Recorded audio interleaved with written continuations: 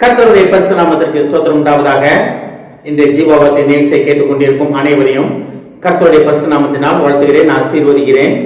இன்றைய தின தியானத்திற்கு தேவன் கொடுத்த வேத பகுதி, அது ஏசாயா தீர்க்கதரிசி எழுதின புஸ்தகம், அதில் 32ஆம் அதிகாரம், அதில் 2ஆம் வசனம். ஏசாயா 32:2. அவர் காற்றுக்கு ஒதுக்கமாகவும் பெருவெள்ளத்திற்கு புகலிடமாகவும் வறண்ட நிலத்திற்கு நீர்க்கால்களாகவும் விடாய்த்த பூமிக்கு பெருங்கண்மலையின் நிழலாகவும் இருப்பார். இதுல பாருங்க, தேவன் என்ன சொல்றாரு பாருங்க. புகலிடமா இருப்பேன், நிழலாக இருப்பேன், நீர்க்கால்களாக இருப்பேன் அப்படின்றார். அப்ப தேவன் இந்த வருடத்துல உங்களுக்கு இந்த காரியங்கள் எல்லாமே உங்க வாழ்க்கையில நடைபெற போகிறது. ஏன்னா தேவனே உங்களுக்கு துணையாக இருக்க போகிறார். இந்த வசனத்தை நம்ம மறுபடியும் ஃபுல்லா பார்ப்போம். அவர் காற்றுக்கு ஒதுக்கமாகுவோம். அப்ப புயல் அடிச்சாலும் என்ன பண்ணாலும் தேவன் உங்களுடன் உங்கள் படகிலே இருக்கிறாரா? அன்றைக்கு சீடர்களோட படகுல இருந்தாரு, பெருங்காற்று அடித்தது, படகு முழுகத்தக்க ஒரு காற்று இருந்துச்சு. ஆனா இயேசு எந்திரிச்சு இறையாதே அமைதலாயிரு, வேற ஒன்றும் பேசல, ஒரே 2 வார்த்தை, இறையாதே அமைதலாயிரு, அவ்வளவுதான். சீடர்கள் பார்த்து கேட்டாரு, ஏன் பயந்தீங்க அப்படின்னாரு. நம்ம பயந்துட்டு இருக்கோமா? வாழ்க்கையில போராட்டங்கள் இருக்கா? போராட்டங்கள் இருக்கத்தான் செய்யும். ஆனா இறையாதே அமைதலா இரு என்று அன்று சொன்ன அதே தேவன் உங்களுக்குள் வாசம் பண்ணுகிறார். அதான் நம்ம உணர்வோமா? காற்றுக்கு ஒதுக்கமாகவும் பெருவெள்ளத்திற்கு புகலிடமாகவும். பெருவெள்ளத்திற்கு புகலிடமாகவும்னா என்ன?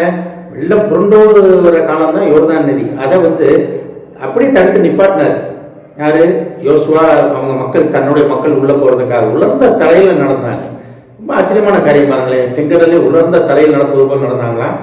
அதே போல பெரு வெள்ளம் புரண்டோடுகிற யோர்தானும் ஒதுங்கி நின்றது. யாருக்காக? இஸ்ரேல் ஜனத்திற்காக.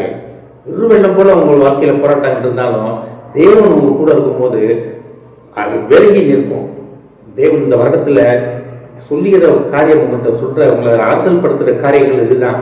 என்ன போராட்டம் இருந்தாலும் தேவன் உங்களுடன் நிற்கிறார், உங்களுடன் உங்கள் வழிகளை சுவைப்படுத்துகிறார். வறண்ட நிலத்துக்கு நீர்க்கால்களாக இருக்கின்றார். பாருங்களேன், வறண்ட நிலத்துக்கு நீர்க்கால்கள்.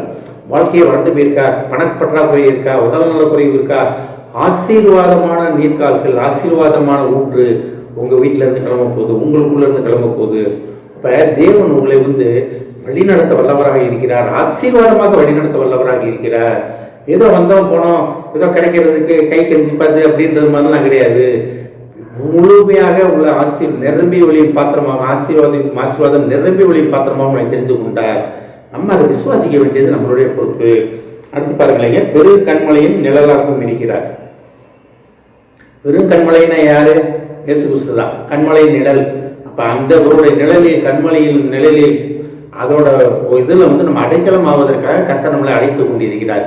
இதெல்லாம் ஏசாயா தீர்க்கதரிசி என்ன அழகா பாருங்க, தீர்க்க தரிசனமாக சொல்லி இருக்கிறார் தேவனுடைய வார்த்தைகளை. அப்ப கர்த்தர் நம்ம கூட நம்ம வாழ்க்கையில வர வெள்ளம் போல வர சத்துரு வரும்போது என்ன பண்ணுவாரா? ஆவியானவர் கொடியேற்றுவாராம். அப்ப அந்த போல உங்களை பாதுகாத்து வறண்டு போயிருக்கிற வாழ்க்கையில ஆசீர்வாதமான நீர்க்கால்களை திறந்து போகிறார். நீங்க அதை மட்டும் விசுவாசிக்க வேண்டும். நீங்க எதுக்குமே பயப்பட வேண்டாம். நீ என்ன புயல் அடிச்சாலும் பரவாயில்ல, இறையாதே அமைதலா இரு என்று சொன்ன தேவன் உங்களுடன் இருக்கிறார். இதை கேட்டுக்கொண்டிருக்கும் தேவ பிள்ளைகளே, கர்த்தர் உங்களுடன் உங்களை ஆசீர்வதிக்க சித்தம் கொண்டிருக்கிறார். தேவன் உங்களுடன் இருப்பதை நீங்க உணர்ந்தவருக்கு நன்றி சொல்லும்படியாக தேவன் உங்களை அழைக்கிறார். ஆமென். ஜெபிப்போம். எங்களை அதிகமான நேசிக்கிற பரலோக பிதாவே, காற்றுக்கு ஒதுக்கமாகவும் பெருவெள்ளத்திற்கு புகலிடமாகவும் தகப்பனை நீர் இருந்து எங்களை ஆசீர்வதித்து வழி நடத்துவேன் என்று சொன்னதற்காக நன்றி ஆண்டவரே. எஸ் தகப்பனை, வறண்ட நிலத்திற்கு நீர்க்கால்களாக இருப்பேன் என்றதுக்காக நன்றி ஆண்டவரே. பெருங்கண்மலையின் நிழலாக இருப்பேன் என்று சொன்னதற்காக நன்றி ஆண்டவரே. எஸ் தகப்பனை, இதை எங்கள் கண்கள் காண செய்ய போவதற்காக நன்றி நன்றி நன்றி ஆண்டவரே. ஒருவரே உறுதியாக இருந்து பற்றிக் கொள்கிறோம் ஆண்டவரே. அந்த நிலையில நிலைத்திருக்க உதவி செய்யும் ஆண்டவரே. இதை கேட்டுக்கொண்டு ஒவ்வொருவரையும் ஆசீர்வதிக்கிறோம் ஆண்டவரே.